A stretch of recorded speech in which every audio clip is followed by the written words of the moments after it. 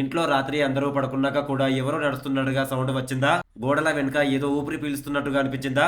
భయం గట్టిగా కాకపోయినా ఆ సైలెన్స్ డిస్టర్బ్ చేసే భయం, ఆ ఫీల్ కి మీరు రెడీ అయితే ఈ సినిమా మీకోసమే.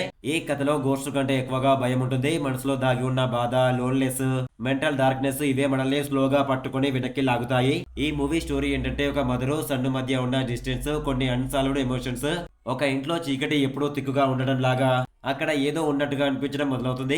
మదర్ కి మెంటల్ స్ట్రెస్ పెరుగుతుంది. సన్ కి జాబ్, లైఫ్ సెటిల్మెంట్ జరగడం లేదు.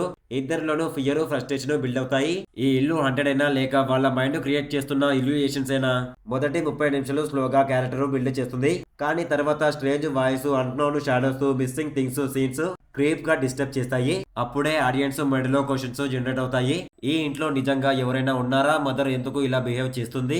ఇది గోస్ట్ స్టోరీనా లేక ఫిజికాలజికల్ బ్రేక్ డౌనా? క్లైమాక్స్ లో నిజం ఏమి బయటపడుతుంది? ఈ సమాధానాలకు క్లియర్ ఎక్స్ప్లెనేషన్ చివరి భాగంలో మాత్రమే తెలుస్తుంది. కాబట్టి సస్పెన్స్, మీనింగ్ ఫీల్ కావాలంటే సినిమాను పూర్తిగా చూడాల్సిందే. మీరు దయ్యాలను నమ్ముతారా లేక మన మైండ్ క్రియేట్ చేసే ఇల్యూజేషన్స్ నే నిజమైన డీమోన్స్ అనుకుంటారా? కామెంట్ లో చెప్పండి. మీ థింకింగ్ ఏ సైడ్? ఈ మూవీ పేరు వచ్చేసి భూతకాలం. ఐఎన్డిబి రేటింగ్ వచ్చేసి 7.2/10 రేటింగ్ ఉంది. ఓటీటీ ప్లాట్ఫామ్ వచ్చేసి సోనీ లివ్ లో ఉంది. రన్ టైం వచ్చేసి 1 గంట 45 నిమిషాలు ఉంది. ఫిజికాలజికల్ హారర్ సూపర్ నేచురల్ మూవీ ఇది. ఇంతకంటే ఇంకా best horror suspense thriller movie reviews కావాలనుకుంటే మన ఇన్స్టాగ్రామ్, టెలిగ్రామ్, వాట్సాప్ గ్రూప్ లో జాయిన్ అవ్వండి. బెస్ట్ న్యూస్ వస్తాయి ప్రతిరోజు. డిస్క్రిప్షన్ లో లింక్ ఇచ్చాను, ఓపెన్ చేసి చూడండి.